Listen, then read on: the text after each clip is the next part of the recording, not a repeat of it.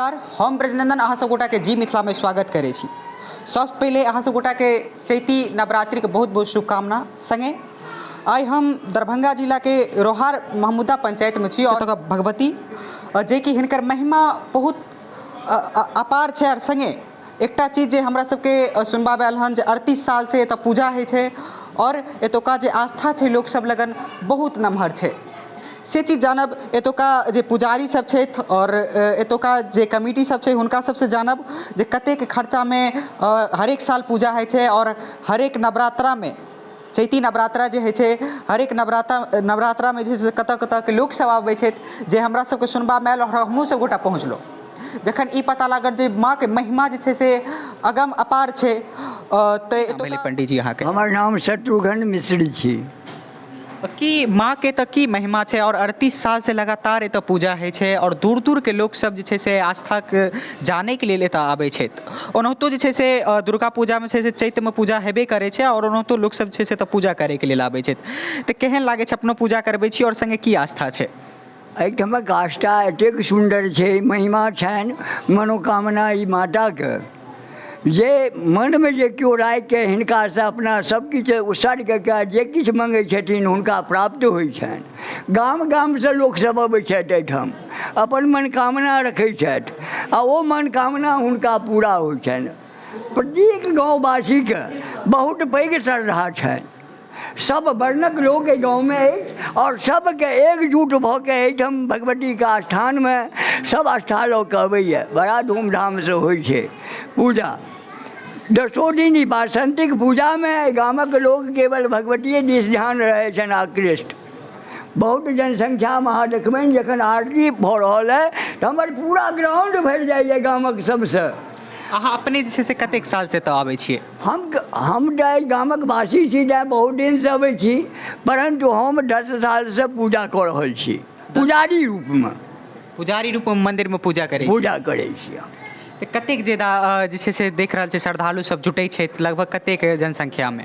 अरे एहिठाम तऽ 400-500 और दूर दूरसँ लोकसब अबै छथि मनोकामनाके भावनासँ और हुनका पूर्ति होइ छनि। कतेकके संतान लड़का देलखिन हेँ भगवती, ई भगवतीके कृपा छनि। भगवतीके मनोकामनामे फूल राखल जाइए आ ओ फूल भगवतीके आदै छथिन आ ओहि आदमीके भेटै छनि आ ओ खुश भऽ जाइ छथि आ भगवतीके दरबारमे फेर पुनः आबिकऽ हिनकर भक्ति करै छथि। ओना चलू अपन सहयोगी के कहबनि अहाँ सब गोटा के देखाबे कोशिश करता ई भगवती के सबसे नमहर जे आस्था ओना तऽ भगवती 10 दिन तक एतऽ रहै छथि, लेकिन एहि त्रिशूल के एकटा अलग मान्यता छै, देख सकै छी एक जगह पर। और जे कहले जे तऽ मनोकामना रहै छै, मनोकामना मांगै छथि और बहुत 38 साल आइ 38वां साल छियै जे भगवती स्थान में और 10 दिन तक लगातार जे छै से नवरात्रा और भगवती के पूजन होइ छै। तो कहे चलू कमेटी सबसे बातचीत करबै छी हम जे कतेक खर्चा में लगभग एतऽ। और हमरा संग जे छै से पंकज मिश्र छथि और लगातार जे छै से जगह पर 38 साल से पूजा होइ छै और हिनका से बातचीत करै छी जे कतेक डोनेशन में लगभग एतऽ पूजा भऽ जाइ छै। सबसे पहले बहुत बहुत स्वागत यहाँ के जी मिथिला में। धन्यवाद। 1.5-2 लाख रुपया लगै छै पूरा पूजामे। ओनाहु चंदो भऽ जाइ छै पूरा ग्रामीणके सहयोगसँ और बहुत धूमधामसँ एतऽ मैयाके पूजा होइ छनि। शांतिपूर्ण, कोनो तरहके एतऽ कोनो तरहके ई नहि व्यवधान नहि होइ छै और शांतिपूर्वक पूजा होइ छनि। माताके महिमा छनि, कृपा छनि हुनकर। कि आगू जे छै से और धीरे धीरे एहि चीजके बढ़ेबै और एतुका आस्था तऽ अलग छै और मंदिरो एतेक नीक बनल छै, तऽ की आगू एनाही हेतै। माताके महिमा हेतनि तऽ इहोसँ बढ़िआँसँ हेतनि पूजा तऽ बढ़िआँसँ होइते छनि और विशेष व्यवस्था हेतै। जेना प्रोग्राम होइ छनि एतऽ 3 दिन औरो हेतै। मैयाके कृपा हेतनि, कृपा छनि पूर्ण रूपसँ। चलू हिनका से सुनलहुँ जे लगभग 2 लाख से ऊपर के खर्चा में भए जाइ छै और किछु भैया सब छै तऽ हम इनको से बातचीत करै छी। की नाम भेल अपनेके? हमर नाम भोला प्रसाद रमन भेल जी। कतेक साल से कमेटी में अहाँ जुड़ल छी? हम तऽ 85 से पूजा भऽ रहल छै, मात्र 2 साल हम नहीं छी, बाकी आइ तक एहिमे छी, पूजामे रहै छी। कतऽ कतऽ के एतऽ लोक सब आबै छथिन? एतऽ गाँवके चारू बगल रोहार, भवानीपुर, नवटोल, कोरथू, कसरर, भदोन, कुम्बै, नारी के सब गाँव के एतुका एकटा चीज हमरा सबके सुनबा में आयल जे माँ के आस्था बहुत नमहर छै, तऽ की छै अगम अपार? एतऽ जे विश्वाससँ जे कोनो श्रद्धासँ आबै छियै, भगवतीके कृपासँ जे भी कोनो मांग होइ छै भगवती लग, ओ हुनका भीतर आत्मासँ पूर्ति होइ छनि। एहिसँ श्रद्धासँ यहाँ एतऽ पूजा पाठके विशेष दर्जा देल जाइ छै आ व्यवस्था छै पूजोके, आ मनोकामना प्राप्त होइ छै। संग जे छै से इहे पंचायतके मुखिया जी छै, तऽ आओर हिनकोसँ किछु बातचीत करै छी जे अपनेके तरफसँ कतेक ज्यादा सहयोग रहै? देखियौ, एहिसँ पहिले पंचायतक दोसर मुखिया रहथिन, लगभग 36 वर्ष 38 वर्ष पूजाके एतऽ भऽ रहलै हन। खास कऽ कऽ एहि मन्दिरके जे दुर्दशा छलै ताहिपर कहियो कोनो जनप्रतिनिधि ध्यान नहि देलखिन। आ हम तऽ नवनियुक्त मुखिया छी, तऽ 3 महीना शायद हमरा प्रभार लेला भेल हन। खास कऽ कऽ तऽ सामनेमे विकास दिखैए मन्दिरके लेल, एहिमे एखन बहुत काज बाँकी छै।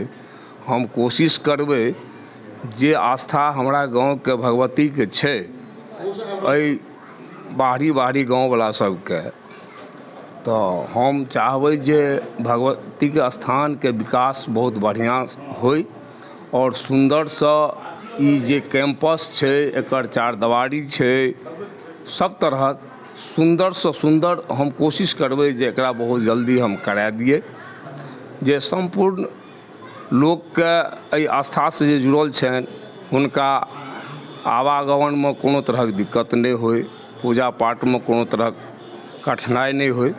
ई सब हम सॉल्व कऽ सकै छी, आ कोशिश करबै हम अपना तरफसँ जतेकसँ जतेक एहि मन्दिरमे विकास करैके जे कतहुसँ सहयोग हेतै से हम आनिके देबै। तऽ भगवतीके जे महिमा एतेक नमहर छै, आओर जिनका कहले जे एक जगह पर पंडित जी हुनकासँ बातचीत केलहुँ जे जिनका पुत्र चाही से भगवतीसँ माँगै छथिन तऽ दै छथिन फूल पहिले, तऽ की ई लागैए कतेक विशेषता छै भगवतीमे?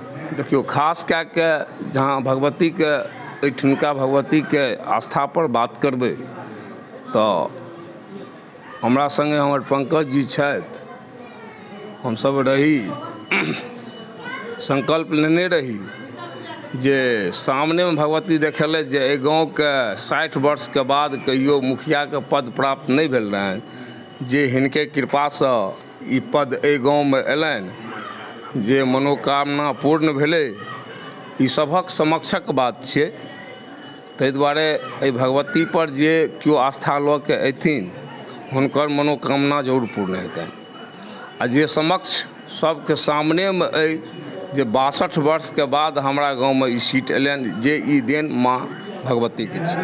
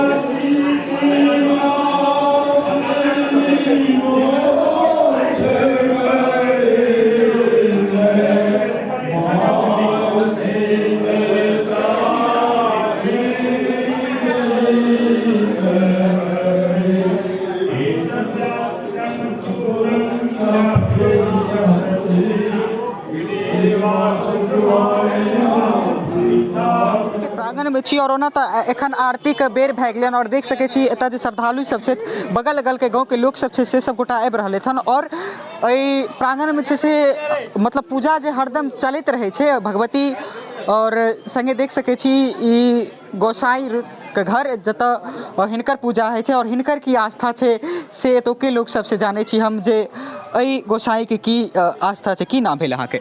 हमर नाम रतन कुमार कर्ण भेल, हम एही गामक वासी छी।